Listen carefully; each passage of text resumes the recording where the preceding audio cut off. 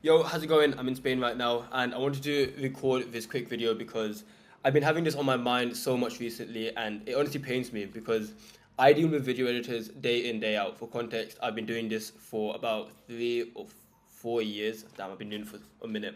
But I work with some of the largest channels in the world, and I make good money from it. I don't go to university because of editing. I mean, in Spain right now with my cousin because of editing, and I fucking love my life. So it pains me when I see editors who are genuinely good at their craft when they're good at the actual act of video editing, but they're still poor. And the reason it hurts me so much is these are genuine editors where if we could pair them up with a creator or with a client, not only with the editor make money, but it's like the client's happier as well. It's honestly sad how shit the editing market is right now, and even me as an editor, I'll say it pains me to see how shit the selection is for clients. So my hope, like my vision for everything I do now, because honestly I've gotten the clients I want, is I want to train basically the next generation of editors and get them to basically like fill in the gap in the market, which is clients can't find good editors, and clients are literally there with wallets in hand. They just have no one to pay. So if you're watching this, you're a video editor, I'm assuming, and I want you to be one of those editors where clients are ready to pay a shit ton of money. I want you to be the person that they're paying because you're so good. And of course, the editing part of video editing is super important. That's not what we're going to be focusing on today. Like, I'm not going to be telling you, here's a quick preset or something, but that is a prerequisite. This is not me saying your editing does not matter in making money. It is. It's a prerequisite. It means like you need it before you make money, or honestly, not before you make money, but like your editing, the better your editing is, generally the more money you will make. But just because you're good at editing, that doesn't mean you're going to make money. And I'll explain exactly why. And hopefully you can take this in and not be one of those editors who ends up spending years getting good at editing just to make like no more than like 1,000 or two a month. So yeah, essentially there's three parts of any business. This is any business at all. It doesn't matter if you're SpaceX, doesn't matter if you're Tesco's in the UK. I don't know if that's around the country, or if you're a video editor, because video editor, you're a business, you have clients and you have a thing that you're selling, and you make money by matching the two together, and that constitutes you as a business. So there's three parts of any business. There's value delivery. In fact, let's actually start with value delivery. This is basically you giving value to a person. What is value? Value is essentially you helping someone. I think a lot of the time when, if you're in the online space, like if you're watching videos like this, you are in the online space, we hear the word value so often, as in it's like, oh, just make stuff that's valuable, lead with value, just give value to your clients. But it's like, it's such a wishy-washy word. Like, nobody actually knows what it means. Be honest, do you right now, if I ask you to pause this video and write down a definition, like if I asked you to comment a definition of value, it'd be like, oh yeah, like I kind of get what it means, but I don't have a proper definition. Okay, so value is essentially helping people. And how do you know if you're helping someone? It's essentially pain removal. So it's the human condition to be in pain. No matter who you are, you have certain areas of your life that cause you pain. And that doesn't matter if you're a homeless guy on the street, that doesn't matter if you're a millionaire or a billionaire. Like, everyone has certain pains in their life. And as soon as you solve a certain pain, a new one comes up. So let me give you an example. Right now, you're probably facing the pain of not getting clients. As soon as you solve that pain, like that pain is like, it pisses you off. You probably wake up in the morning thinking about how like you don't have clients, and even while you're editing, it's like, I wish this person was paying more. So once you have the clients, that pain is removed, but now a new pain comes up. It's like, now I can't get the videos done fast enough. And when you've solved that pain, it's like, well, now I can't take care of my mental health. And when you take care of that pain, it's like, well, now I want to raise my prices. And when you take care of that pain, it's like, well, now the client I'm dealing with is an asshole and I want to get nicer clients. But when you solve that problem, it's like, well, I realize that I have this weird communication issue that is like rooted in my childhood. It's like the problem keeps moving on, and there's always something in your life that causes you pain. It's just that the pain that you experience kind of moves up a level as you solve it. So let me give you an example. If you are genuinely struggling for food right now, that's going to cause you a lot of pain. And if you're struggling to literally eat, you're probably not going to try to solve the problem about how can I communicate better to my clients. Like, that's probably not what's on your mind. It's probably like, I want to eat. every time you solve a problem, it's like your basic human needs are taken care of, and then it moves up. And as those are taken care of, like once that entire level of needs are taken care of, then you move up to the next stage of what pain you're experiencing and what you want to remove. And it's basically the Maslow's hierarchy of needs, if you want to look into that. Every human has this, and a lot of the time as editors, we forget that our clients, even though we see them as YouTubers, we see them as streamers, we see them as this business, it's like they're a human at the end of the day. And they suffer from the exact same human condition that you and I face, which is existence is pain. And you cannot escape this. To escape pain is trying to escape reality. For you to remove pain from someone, that is valuable. If I could remove the biggest pain point in your life, how much money would you spend? Just think about if I could remove every pain in your life right now, as in like what you're currently facing and a few steps ahead, how much would you be willing to pay for that? Like your life would literally change. In the same way, if you removed the pain from your clients, they'd be willing to pay you money because it's valuable. And we live in a capitalist society where essentially pain removal is equal to value. And then because trying to do like exchange pain removal is sort of awkward. It's like how it's sort of hard for you to say, I'm going to remove this pain for you, you remove this pain for me. Because it's like, that's essentially what bartering is. Like, imagine in like the caveman days, right? This is the best way that I've sort of had it explained to me. I want you to imagine you've got like this caveman and he has a big sheep. So he killed this sheep and now it's like, hey, I have this value for someone because the pain is people going hungry and this sheep gets rid of this hunger. So pain removal equals value. This dead sheep is valuable. And then someone else says, hey, I would like that sheep. And he says, no, because it's my sheep. And then this guy says, okay, but what if I give you 50 apples?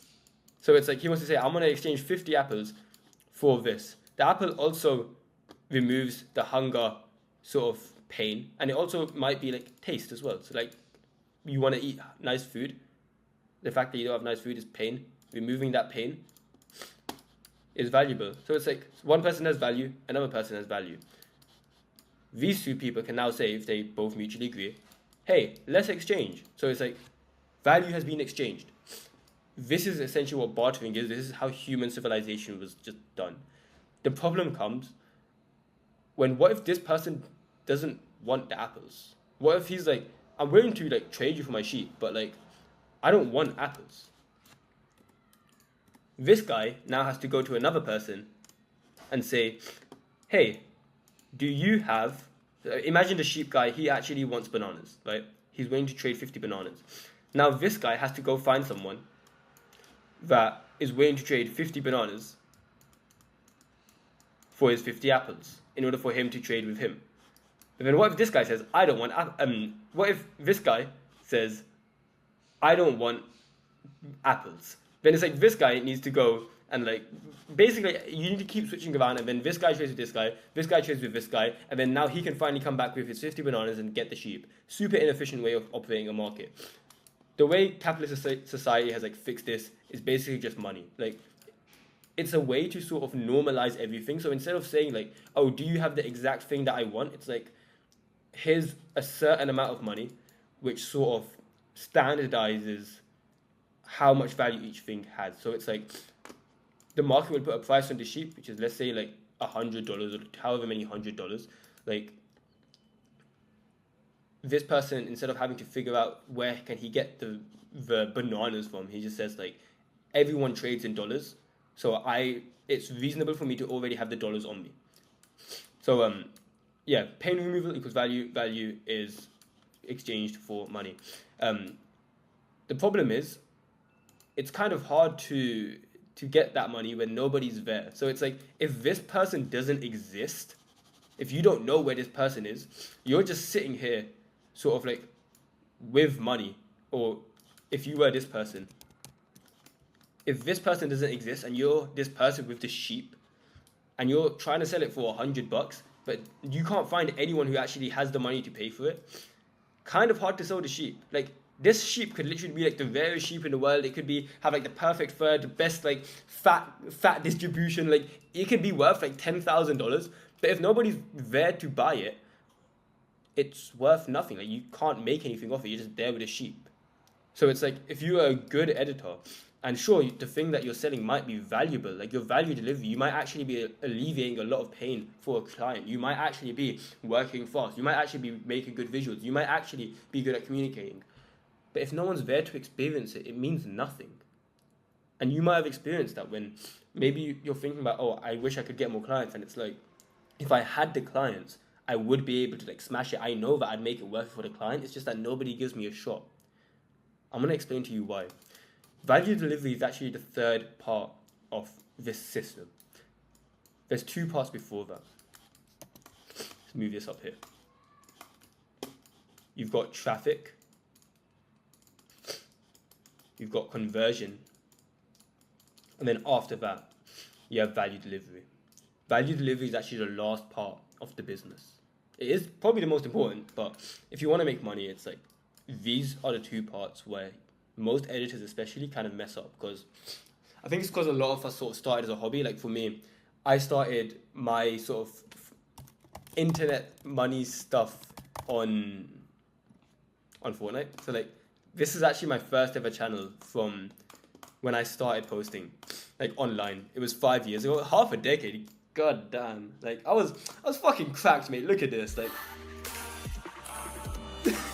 but it's like this was 5 years ago, and because I came into all of this editing stuff as a hobby, like I posted 150 videos here, then I had like another channel which I posted like 20-30 videos. Then I got into like first doing my Fortnite highlights for like the first person ever I did it for, which was for like $2.50, and then I got like my first $10 client who I worked with for a while.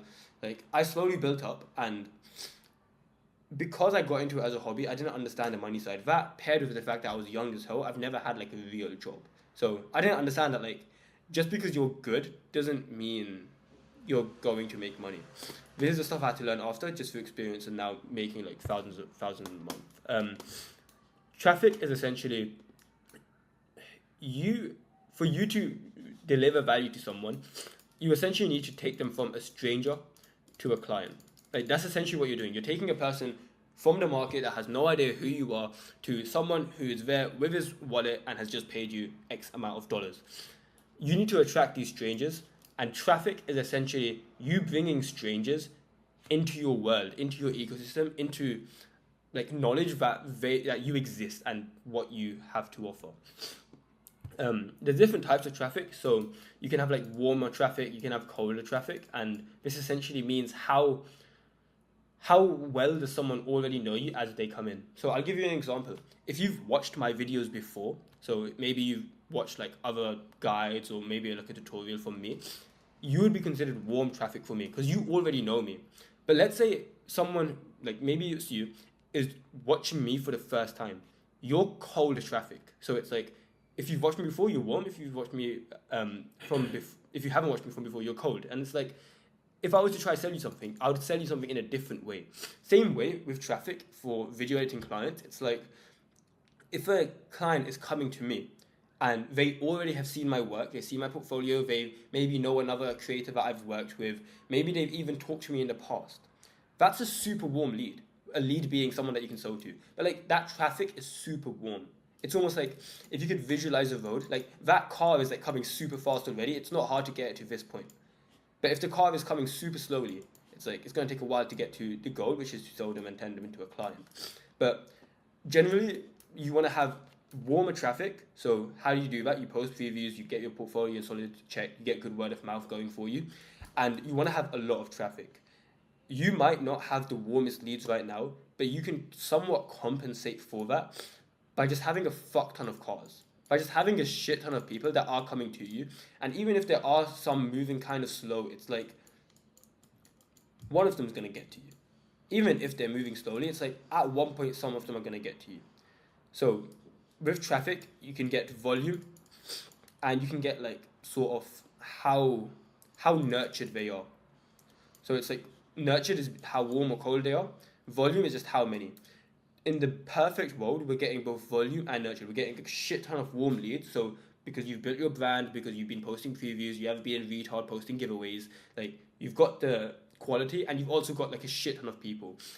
You get that by basically doing it over a long period of time. So, for example, my Twitter right now, honestly, I haven't posted in months. Like, when I tell you I haven't posted in months, I genuinely mean, like, I haven't posted in so long. Like, it's been like a few months. I still get inbound clients. Like, I still have like even like big ass editors just in the space where, like, I'll have Tamron Van Hemel, who was like the main editor for Linus Tech Tips for like half a decade, who just comes to me and being like, yo, I got a client who needs an editor. I didn't even ask for it. I got AMP World where it's like, oh shit, I don't know if I can leak that. Fuck, I'll make sure to blur this.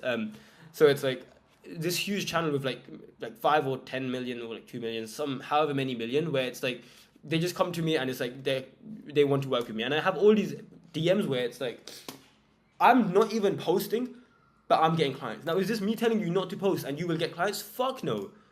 I'm saying that I've been posting consistently for 3 fucking years. That's why I can still get clients. So it's like, I've put so much into my like system, my brand, that even till this day, it still gets me the volume of traffic. So it's like, imagine if I was still consistently posting. If I was still looking actively for clients, like right now, I'm happy with the people I'm working with. Like, I'm working with the Sidemen, they have about 20 million subscribers. Working with Jessa, I think he has like 15 or 20 million as well. I've got another channel that I was sort of working with who has like 40 million subscribers. Like, I'm happy with my clients. I have 0 other people I'm looking for. So it's like, I don't feel the need to post. But do you understand why, if you're looking for clients, it's in your best interest to actually be posting? Like, you're a dumbass if you're not getting traffic. It's the first part of you actually running a business. How are you trying to sell something if you have no one to sell to? It's like, it's the stupidest thing I've heard, where editors think that they can just make up for no traffic by just like working in their mum's basement and like trying to be a good editor. It's like, yeah, be a good editor, but fucking hell, you need people to sell to, man. So, sorry for that, man. Now you have strangers coming towards you, and maybe they're warm, maybe they're cold, and however much volume you have. Now, turning them into a client, it's like, how do I do that? That's where this middle bit comes in. Before you can actually give the value, you need them to become a client. Until someone has paid you money, it's sort of hard for you to give the most amount of value possible. It's like, I'll be completely honest, I'm someone that likes making money. And the reason I'm not afraid to say that is I understand how this system works. When I make money, I know that I made that money because I provided value for the marketplace. I want you to imagine, like, I don't sell my one-to-one coaching anymore, so you're not going to be able to like pay this, but I used to sell my one-to-one coaching for $1,000 per hour, like $1,000 per hour. Well, $999 per hour. I know that I was happy to sell that, and there were people that paid for that. And imagine how much more care I gave to that, like, to my clients, when I was able to help people on a one-to-one basis. That person would pay me $1,000, and they would get to like 3, 4, 5, 6K a month within like a few weeks. Of course, I'm fucking happy to charge that. It's like, it's such an easy thing, right? But the thing is, like, for you to convert someone, you need to have like genuine conviction that what you're selling is worth it. So your value delivery has to be there, and you will convert so much better if you fundamentally believe that making money is a good thing. This is why I find it so silly when I hear people like, they'll sort of shit on the idea of making money. And maybe you've had people like this in your life, or maybe you've even got like friends or like family that think that, where you might have these goals of making money. And if you're watching this, like, let's keep it real, you have a goal of making money, and people, it's not that they shit on you, they call you a bad person, but it's these sly comments. It's these things like, oh, not everything is about making money, or it's like, yeah, but like, you can charge that because it's like, you're like this, but not everyone can make money like that. It's like, I'm not saying that money is the only thing, but I'm saying it's pretty damn important. And I'm also saying that it's pretty much an indicator that you're helping the world. So many people have such shitty beliefs around money. They have these beliefs that they've taken from social media, or things like, oh, eat the rich. There's like that movement that was like, all rich people are evil. Or if you go on like Instagram and things, whenever you see some like some like wealthy guy who maybe even he's worked his ass off for his money. Maybe he wasn't. Maybe it was his dad that worked his ass off, and then he's just like some daddy's money child. A lot of people shit on that idea. Bro, I'm not from a fucking rich household, but I'll tell you now, I don't blame like the rich kid who got all his money from like dad. Because I see it as like his dad worked his ass off. He like solved a huge problem for the world through his business or like whatever he was doing through his career. He solved problems for his world, and now his son is benefiting. His son is not a bad person for having a fuck ton of money because his dad worked for it. And I'm saying this from someone from like my parents are like fucking like they immigrated to this country. I have immigrant parents. I'm not someone who's like I'm trying to defend my daddy's money. It's like I'm someone that's saying that if I had shitty beliefs around like money, if I had this belief that like oh all rich people are evil and if you make money you must be a bad person or this guy must be a scammer because he's making money. It's like how do I expect to make money if I have that belief? If you have the belief that making money is a bad thing, you're gonna find it hard as fuck when you go out into the world and try to make money. This is going a little off topic, but you'd be surprised how much your beliefs change the way that you act. If you have the belief that, I want you to imagine this. Imagine you have a goal right now of becoming more social. Whether that be with guys, whether that be with girls, it doesn't really matter. Imagine you want to become a better speaker just in terms of within like, if I've dropped you in a new environment, if I dropped you into a random cafe right now, or dropped you into a random classroom where you've never seen anyone before, and I tell you to go socialize. If you had the belief that being social is normal, imagine you looked at the popular guy in school. Like, I want you to imagine whether you're in the education system or not right now. If you're not in the education system, think back to when you were in school. Think about like, you know that popular friend group? The one where it was like, they're kind of loud, people kind of look at them as if they're obnoxious. You kind of think they're obnoxious. If you look at the social people in in an environment and you think that they're annoying, you think they're obnoxious, you think they're cunts, like if you try to do the same behavior as them, because what they're truly doing is like they're basically like if you stripped all of your like emotions away from it, truly what are they doing? They're being talkative. Like sure, you might think it's obnoxious. Like take away like any like of your opinions away, but their actual actions, what are they doing? They're being talkative, they're being confident, and yeah, that's basically what they're doing. And they're being like authentic. They're saying whenever something truly comes up in their head, when they have a thought, they say it out loud. You see that as obnoxious, or someone might see that as obnoxious. Imagine someone that sees the social guy as obnoxious, and they now go into a social situation. So this is the person that sees this person as obnoxious. If they now go in a situation, is it more or less likely that they're going to be talkative, confident, and authentic? A lot less likely if they saw this person as obnoxious, right? So it's like, if you view a social person as annoying, you're going to find it hard to be social.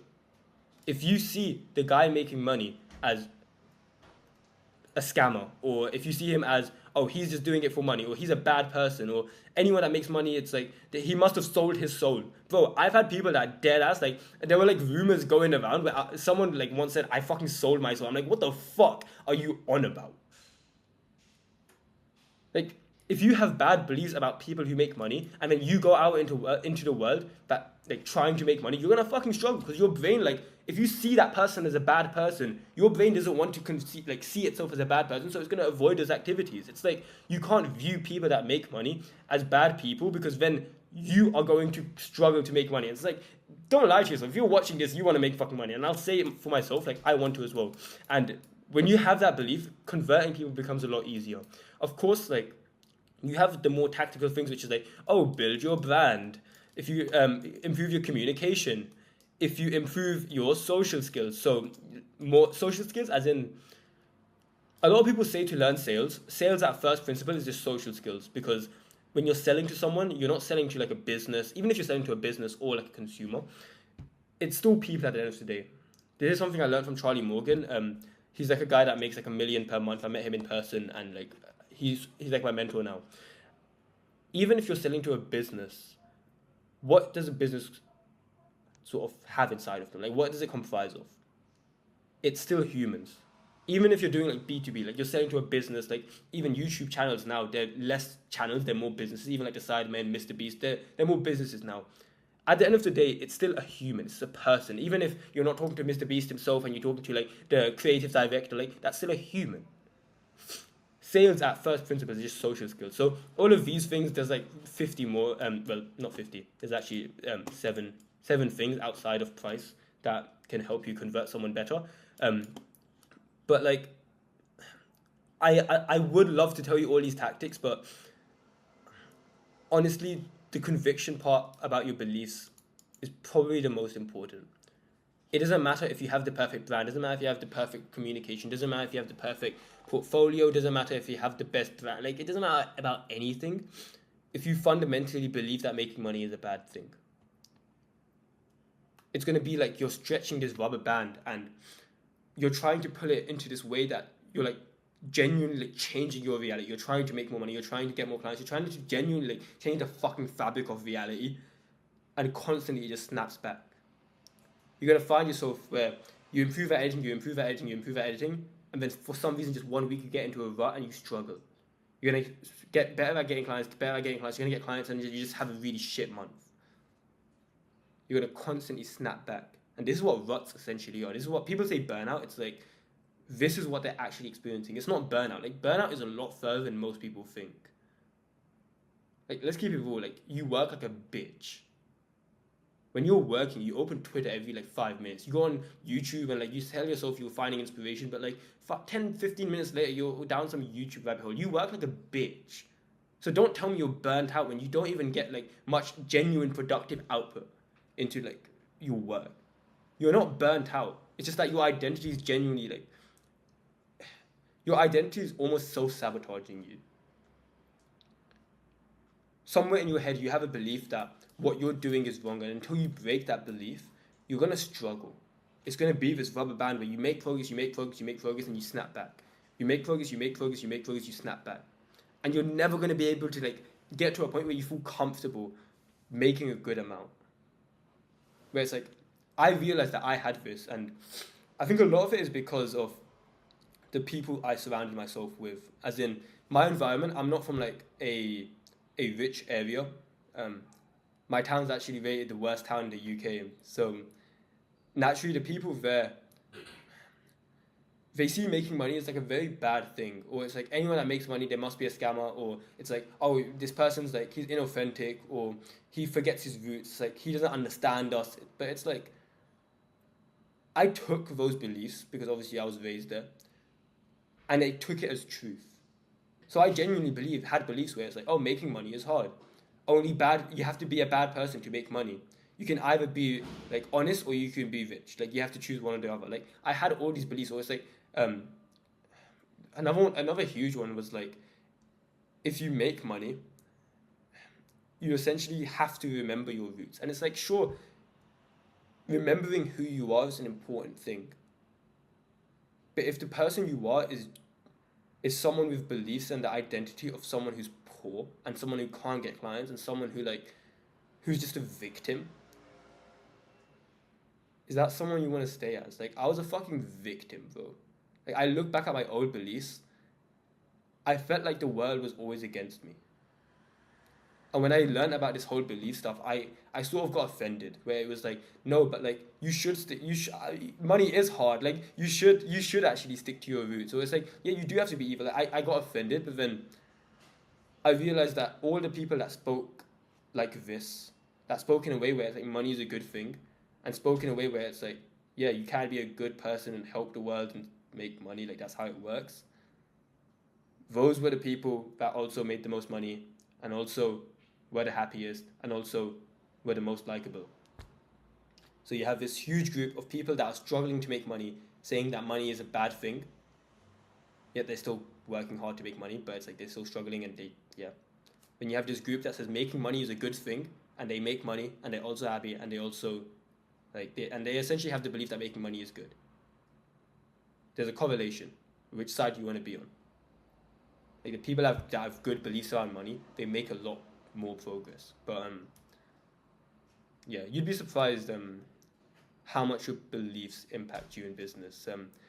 Maybe if you're starting out now, you won't really realize the impact of it. But I remember I had sort of mentors that told me this when I was starting out. When I was only making when I was making about 3 to 4K a month, I would say is when I learned about this whole beliefs thing. And I never took it seriously when they said like, most of business is just beliefs. Like the tactics don't matter. Like the actual things that you do, the actions don't matter if your beliefs are fucked. And you'll realize that if you just had the beliefs, and this is, but when I say beliefs, I don't mean like the believe in yourself type shit. I mean genuinely how you see the world, and like you have beliefs around every single aspect of your life. Like the way you are sitting right now, the way that your legs are, that is like your belief system has changed that. You believe it is better or more comfortable if you sit like that. The way that your hair is right now, that is influenced by your beliefs. The clothes that you are wearing right now, how clean they are, what color they are, how often you change them, how often you change your style, what style you wear right now, like that's all down to your beliefs. And it's like the conglomerate of like tens of thousands, millions of tiny experiences you've had throughout your life that change your belief system. And you have belief systems in every single area of your life, and some of them serve you, some of them don't. And in business, you basically just have a way of quantifying whether your beliefs are serving you or not. So yeah, if you're struggling to make money and your editing's actually good, likelihood is you probably aren't suffering from a value delivery part. You've got a traffic issue where you're not posting enough on Twitter. Just post previews, post any basically stimuli that your dream client would like, anything that a client, just imagine a high paying client, anything that they would like, that's what you post. Stop thinking about how to post and then get in front of high paying clients. Just think about what they want and then post that. So previews, reviews, any positive experiences with other clients, your work, anything like that, basically, your portfolio, you working on edits.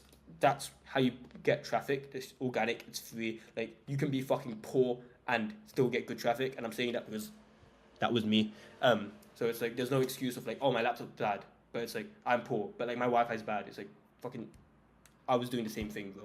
And then convert them by doing these things, but ultimately it's your belief around money. And then you can finally put your skills to use, and you're no longer a starving artist, and you get paid by